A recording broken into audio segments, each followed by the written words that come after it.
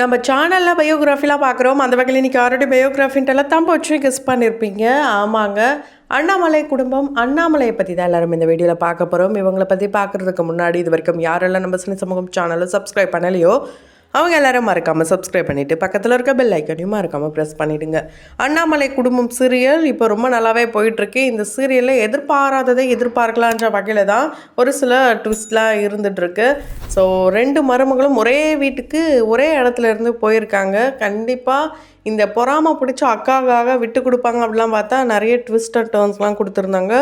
So அதில் இன்னொரு முக்கியமான விஷயம் என்னென்னா, வெண்ணிலா வீரமங்கையாகவே மாற போகிறாங்க. இது வரைக்கும் கருணை உள்ளம் கொண்டவங்களாக இருந்த இவங்க வீரமங்கையாக மாறினதுக்கப்புறம் இன்னும் நல்லாவே இருக்கும் சீரியல். ஸோ இந்த சீரியலில் இருந்த ஒவ்வொருத்தரை பற்றியும் நம்ம சேனலில் பார்த்துட்ருக்கோம். அந்த வரிசையில் இன்றைக்கி அண்ணாமலையை பற்றி தான் பார்க்க போகிறோம். கண்டிப்பாக இந்த ரோல் ஒரு பேசும் பொருளாக தான் மாறி இருக்குது. அதுக்கான காரணம் என்ன, அண்டு இவங்க மதுபாலாவுடைய சிஸ்டரா, அதாவது நடிகை மதுபாலாவுடைய சிஸ்டரா அப்படின்ற கேள்விக்கும் இந்த ஒரு வீடியோவில் பதில் இருக்குது. தொடர்ந்து வீடியோ பாருங்கள். அதுக்கு முன்னாடி எனக்கு இவங்கள ரொம்ப ரொம்ப பிடிச்சிருக்கு, இவங்களுக்காக தான் நான் சீரியல் பார்க்குறேன் அப்படின்ட்டு யாரெல்லாம் சொல்கிறீங்களோ அவங்க மறக்காமல் கமெண்ட் பாக்ஸில் கமெண்ட் பண்ணிவிடுங்க. அண்ணாமலையாக அறிமுகமாக இருக்க இவங்களுடைய ரியல் நேம் ரூபா, ஃபுல் நேம் ரூபா அக்கா வசுந்தரா. ஸோ இவங்களை இங்கே தெலுங்கு, கன்னடம் இந்த மொழிகளில் நிறைய பேருக்கு ஹீரோயினாக ரொம்ப நல்லாவே தெரியும். இவங்க கிட்டத்தட்ட 19-20 வருஷமாக ஹீரோயினாக மட்டுமே அந்த மொழிகளில் நடிச்சிட்டு வந்திருக்காங்க. அவங்கள கூப்பிட்டு இங்கே 30 வயசு ஆளுக்கு அம்மா கேரக்டர் கொடுத்ததும் அவங்களாலே ஜீர்ணிக்க முடியலையாம்.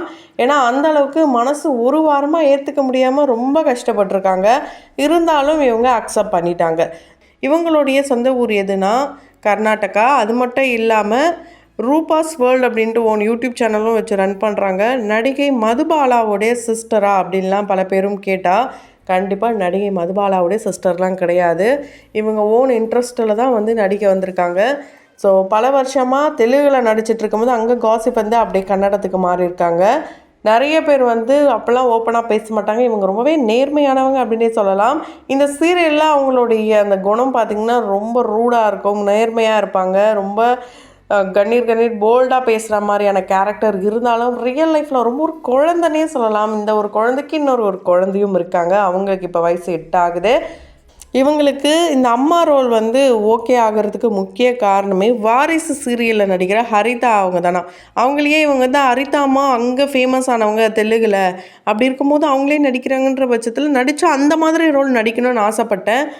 ஏன் நடிக்கணுன்ற ஒரு கேள்வி ஒரு பக்கம் இருந்தாலும் இதுக்கப்புறம் இந்த மாதிரி ரோல் வருமானது தெரியாதுன்றதுனால தான் இந்த மாதிரி ஒரு ரோல் எடுத்தாங்களாம். ஃபஸ்ட்டு என்னது 30 வயசுக்கு அம்மாவா அப்படின்னும் போது ஒரு வாரம் கஷ்டப்பட்டாங்களாம். ஸோ இன்னொரு முக்கியமான விஷயம் என்னன்னா, தெலுங்கு சீரியல் தான் இதை ரீமேக் பண்ணியிருக்காங்க. தெலுங்குலேயுமே இவங்க தான் அம்மா கேரக்டர் பண்ணுறாங்க.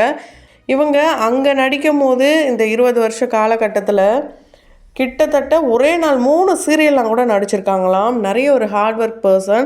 5 வருஷம் இவங்களுக்கு கெரியர் கேப். அது எதனாலனா அவங்களுடைய மகளுக்காக தான். திருமணமாகி குழந்தை பிறந்ததுனால 5 வருஷம் கேப். அவங்களுடைய மகளுக்காக தான் திரும்ப ரீஎன்ட்ரியும் கொடுத்துருக்காங்க. ஃபஸ்ட்டு கெஸ்ட் ரோல் தான் அங்கே பண்ணியிருக்காங்க. அந்த வேளை அங்கே இவங்க ரொம்ப ஃபேமஸான சீரியல் ரீஎன்ட்ரி கொடுத்த சீரியல் அப்படின்னா ஒஹாலு குசகுசால் அடி, இந்த ஒரு சீரியலில் தான் இவங்க ரீஎன்ட்ரி கொடுத்துருக்காங்க. சின்ன காடலு இது போல் சீரியல்லாம் கூட பண்ணியிருக்காங்க. இங்கே தான் இவங்க புதுசு. அங்கே அவங்க ரொம்பவே ஃபேமஸான பர்சன்.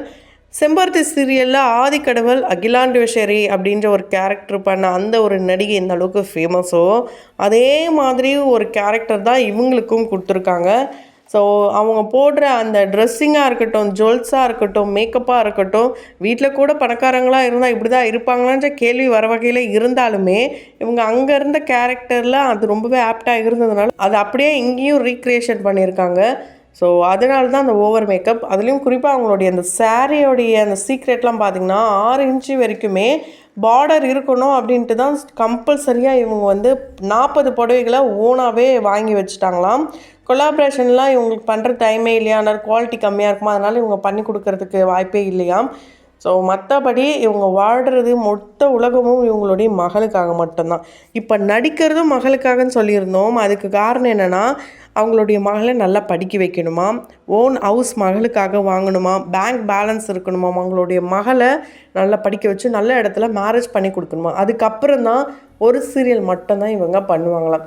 ஸோ அதுவும் வந்து ஓகே, ஒரு இப்படியே இருந்தால் எப்படி, அப்போ வயசாகிடுச்சு, அப்போ எந்த ரோல் கிடைச்சாலும் ஓகே அப்படின்னு நினச்சி தான் பண்ணுவாங்களாம். உண்மையாலே ஒரு நார்மல் அம்மாக்கள்லாம் எப்படி ஒரு மென்டாலிட்டி இருக்குமோ அதே தான் இருக்குது. ஏன்னா ஒரு சிலவங்களாம் என்னுடைய பேஷன் இது தான், நான் இதில் தான் வந்து சிறந்து விளங்குவேன், இதில் நான் சாதிப்பேன் அப்படிலாம் சொல்லி நம்ம கேள்விப்பட்டிருக்கோம். ஆனால் இவங்களை பொறுத்த வரைக்கும் எங்கே நல்லா மணி கிடைக்கும், நல்லா ஏர்ன் பண்ண முடியுமோ அங்கே நான் டக்குன்னு எனக்கு எந்த வேலை கொடுத்தாலும் நான் பண்ணுவேன் அப்படின்ற ஒரு மைண்ட் செட்டோடு இருக்கிற ஒரு பெண்மணி தான். உண்மையாலே கண்டிப்பாக இவங்க நினச்ச மாதிரி இவங்களுடைய மகளுக்காக வீடு வாங்குவாங்க. அண்டு ஜுவல்ஸ்லாம் கூட பார்த்திங்கன்னா ரெண்ட்டுக்கெலாம் எடுக்கிறது இல்லையா, இவங்க ஹீரோயினாக நடிக்கிற காலத்துலேருந்தே இவங்க வந்து ஓனாக ஜுவல்ஸ்லாம் வந்து இமிட்டேஷன் ஜுவல்லரிலாம் வாங்கி வச்சுருந்தாங்களாம். ஸோ அந்த ஜுவல்லரிஸ்லாம் கூட இப்போ யூஸ் ஆகுதாம். ஸோ நம்ம இன்வெஸ்ட் பண்ணுறத கரெக்டான இடத்துல இன்வெஸ்ட் பண்ணோமா நமக்கு வந்து கரெக்டாக வந்து எல்லாமே கிடைக்கும் அப்படின்னும் வந்து சொல்லியிருக்காங்க. இவங்க தான் ரியல் சந்தூர் மாம் அப்படின்னு கூட சொல்லலாம். ஏன்னா 8 வயசு பொண்ணு ரியலாக இருக்காங்க. ஆனால் ரீலில் பார்த்திங்கன்னா 30+ இதில் தான் வந்து அவங்களுடைய மகன்கள்லாம் இருக்காங்க. உண்மையாலே இது கொஞ்சம் வருத்தமாக இருந்தாலும் ஒரு நடிகராக இருக்கிறவங்க எந்த ரோல் கொடுத்தாலும் நடிக்கணும். ஸோ எங்கே இருக்குதுன்னா நான் எங்கள் ரோல் ஹீரோயினாக மட்டுமே பண்ணுவேன் அப்படின்லாம் சொல்லக்கூடாது. ஏன்னா அப்படி சொல்லியிருந்தால் கமல் சாராக இருக்கட்டும், பல நடிகர்கள் வந்து அப்போவே சின்ன வயசுலேயே வந்து ரொம்ப வயசான கேரக்டர்லாம் பண்ணியிருப்பாங்க. உண்மையால் அதெல்லாம் ரொம்ப பெரிய விஷயம். அதில் ரொம்பவே சிறந்து விளங்கின ஒரு மனிதர்னா விஜய் சேதுபதி அவர்களை சொல்லலாம். ஆரம்ப காலகட்டத்தில் அவர் நடிக்காத ஒரு கேரக்டரே கிடையாது. எல்லா ரோலையுமே நடித்து இப்போது ஒரு டாப் லெவலில் அவர் இருக்கார். ஸோ அந்த டெடிக்கேஷன் வந்து இதுதான், உழைக்கணுன்ட்டு ஆண்களும் பெண்களும் உழைச்சிட்டே தான் இருக்காங்க. அது இந்த இண்டஸ்ட்ரி அப்படின்றதுனால இன்னும் ஃபேமஸ் ஆகலாம், மணி இன்னும் ஏர்ன் பண்ணலாம், அந்த ஒரு நோக்கத்துக்காக தான் இந்த ஒரு இண்டஸ்ட்ரியை பல பேரும் சூஸ் பண்ணுறாங்க. அதே மாதிரி ஃபஸ்ட்டு அண்ணாமலை அப்படின்னு பேர் கேட்டதும் என்ன ரஜினி சாரோடைய படமாக இருக்கே அப்படின்லாம் கூட நினச்சாங்களாம். ரஜினி சாரோடைய பேரை நம்ம காப்பாற்றே ஆகணும் அந்த டைட்டிலுக்காக அப்படின்னு முடிவு பண்ணாங்களாம். அது மட்டும் இல்லாமல் அண்ணாமலை அப்படின்ற டைட்டிலோட ராதிகா அவர்களுடைய சீரியலும் ஒன்றும் ரொம்ப பெரிய ஹிட். ஸோ அண்ணாமலைன்னு பேர் வச்சாலும் ஹிட்டு தான். அந்த மாதிரி தான் இப்போ இந்த சீரியலும் ஹிட் அடிச்சிட்டு வருது. கண்டிப்பாக இந்த சீரியல் வந்து ரொம்ப நல்லாவே பெரிய லெவலில் ஹிட் ஆகும் அப்படின்ட்டு நம்மளுடைய சினி சமூகத்தின் வாயிலாக வாழ்த்துக்களை சொல்லலாம். 20 வருஷமாக லீட் ரோலில் பண்ண இவங்களை கூப்பிட்டு வந்து இங்கே அம்மா கேரக்டர் பண்ண வச்சாலும் ஒரு தரமான ஒரு ரோல் தான் கொடுத்துருக்காங்க. கண்டிப்பாக இன்னும் இவங்களுக்கு சூப்பர் ரோல்லாம் கிடைக்கணும்ட்டு நம்மளோட சினி சமூகத்தின் வாயிலாக வாழ்த்துக்களை தெரிவித்துக் கொள்ளலாம். இவங்க இன்னும் தமிழ் நல்லாவே கற்றுக்குறாங்களாம். ஸோ இன்னும் ஃப்யூச்சரில் இன்னும் சூப்பராக ரியல்லையும் நல்லா பேசுவாங்க. ஏன்னா ஆரம்பத்தில் இந்த லிப்ஸிங்க்லாம் கரெக்டாக இல்லாமல் இருந்து நிறைய அவமானங்கள்லாம் பட்டாங்களாம். ஸோ அதற்காகவே தமிழ் நல்லா லேர்ன் பண்ணி இப்போ தூய தமிழ்லாம் கூட பேசுகிற அளவுக்கு கொஞ்சமாக மேலே வந்துட்டுருக்காங்க. இங்கே வரவங்க புதுசாக வரவங்க யாராக இருந்தாலும் தமிழை ஈஸியாக கற்றுக்குறாங்க. ஆனால் நம்ம தான் மற்ற மொழிகளை கற்றுக்கிறதுல நிறைய ஸ்ட்ரகிளாக இருக்குது. அது ஏன் தான் தெரியல. அது ஏன் அப்படின்னா கமெண்ட் பாக்ஸில் மறக்காமல் கமெண்ட் பண்ணுங்கள்.